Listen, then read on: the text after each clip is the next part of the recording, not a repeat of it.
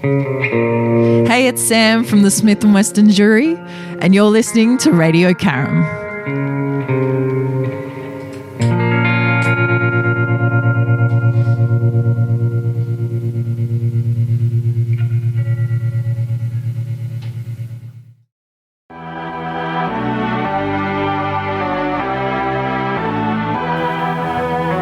Hey, this is Saffire-Rose Fletcher, and you are listening to They Say I Think Too Much on Radio Karam.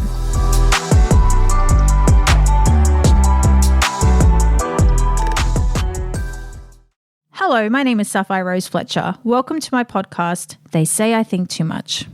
Today's episode is called Destigmatizing the Way We Perceive Jealousy. I must raise a trigger warning before I commence.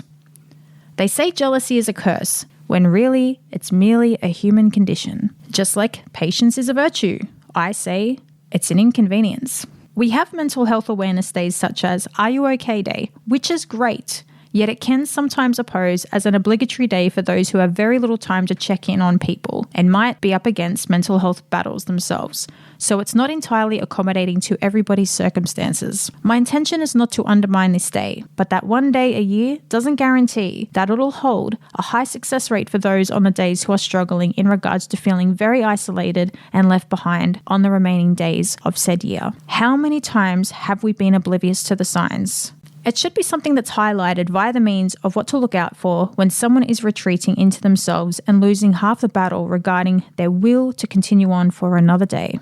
The issue I'm finding most problematic within the realm of mental health support is even when you are asked if you are okay, most people are not equipped to hold someone's honest response with the right care and attentiveness because people are not being educated on how to respond in a way that is crucial for one to feel heard and validated within their personal sufferings. This is where we need early education set aside in more schools on how to maintain friendships and develop a stronger sense of community in the earliest stages of our development, and therefore we might see a lesser rate in people taking their lives in fear of feeling left behind, hopeless in the midst of their despair. I've raised this issue with many people that suffer in silence and are afraid to be honest with their true feelings on this particular subject matter. For example, this perspective is rarely spoken about as much as it should be. Your friend might be getting married and has just brought their very first home with immense family support on top of it. Something you've only ever dreamed of attaining in your own life, but you're finding yourself struggling to merely live from one check to the next. This is a common denominator of how some friendships fall apart, equals lack of communication on taboo subject matters. This is where I'll self-disclose. Although I'm not proud of it, I found I had to disconnect from certain friendships because I didn't want to project my own feelings of inadequacy onto them regarding my own inability to attain such a lifestyle despite my best efforts.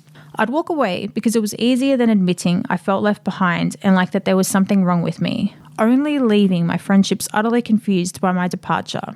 I couldn't handle the sympathetic glares upon their faces. Wherever it was obvious, I had fallen short in any area that they were prevailing exceptionally well. It was uncomfortable, and a lot of shame surfaced for me as a result. Why? Because I couldn't find peace within the direction of my own road. With the highly stigmatized idealisms of toxicity with connections these days, why would anyone admit to this? You'd be ostracized, or worse yet, having people feeling sorry for your predicament, only leaving one feeling worse about themselves. When all those who feel a sense of lack just need compassion and a mindful ear to hear where they are coming from. I digress. So it appeared everyone in my life was moving forward, whereas I felt stuck and as if I had failed my own life. But I couldn't tell them this because of shame and being that one person who couldn't fake my happiness for them. Call it a toxic trait, but I was that low.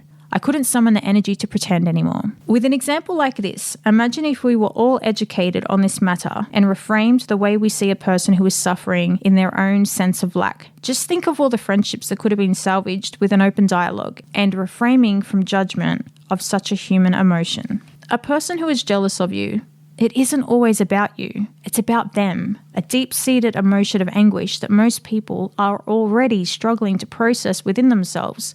Hence why some people find it hard to love themselves, because society won't allow them to. We come to this earth without a rulebook, just learning the ropes as we age, navigating the inside chatter plus negative external opinions on how we should operate appropriately. It's ultimately impossible, especially for those who struggle to unpack where an emotion is coming from.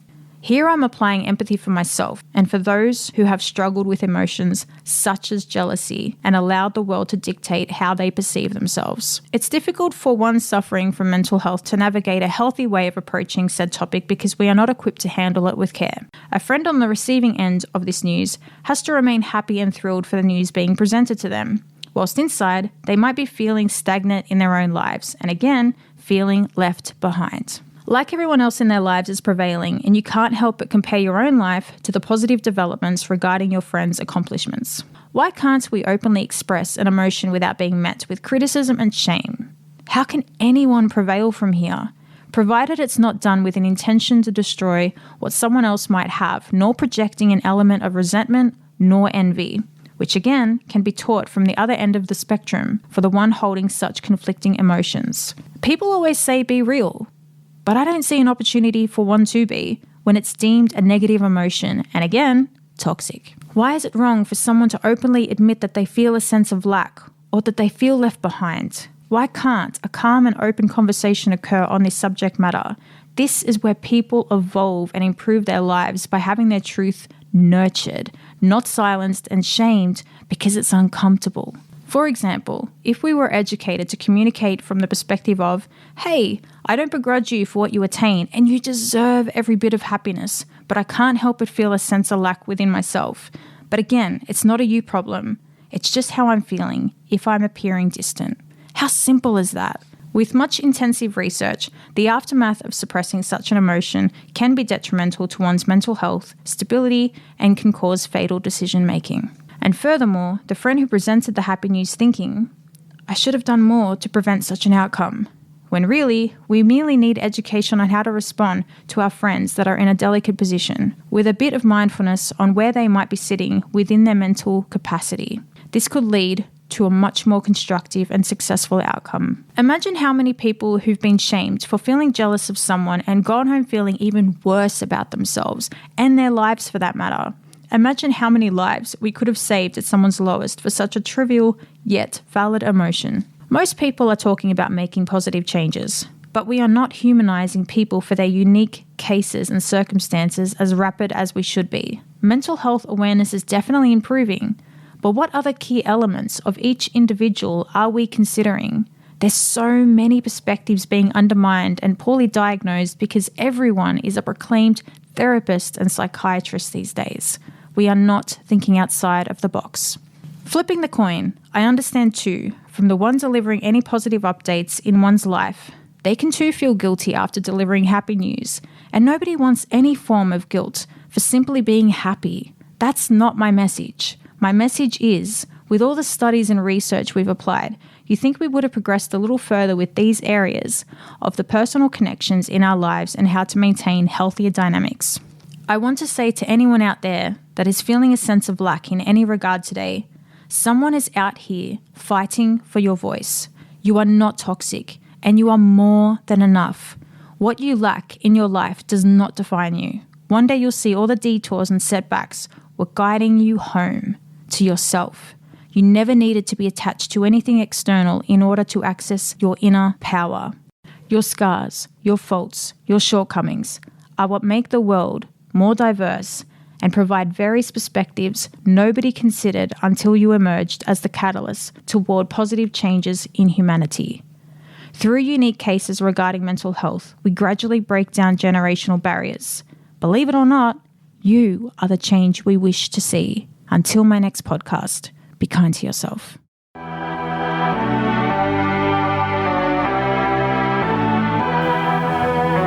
Hey, this is Saffire-Rose Fletcher, and you are listening to They Say I Think Too Much on Radio Karam.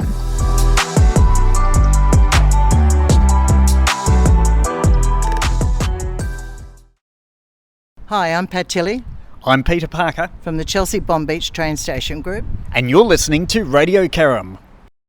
Hey, ST. Yes, If mate. you had a business, who would you use for your systems integration? Look, I was thinking about this earlier on in the week, and I'd done a fair bit of homework on it, but the name that kept coming up was DB Results. And GS, if you needed someone to improve your digital business transformation, who would you use? Oh, without a doubt, I'd go straight to DB Results. AC, digital solutions, you've got to improve it in your business. Who'd you go to? Got to be DB Results, AA. I tell you, DB Results are the right digital solutions for your business. When the going gets tough. Going gets tough. When the going gets tough. DB Results. When the going gets tough. DB Results. Well, there you go.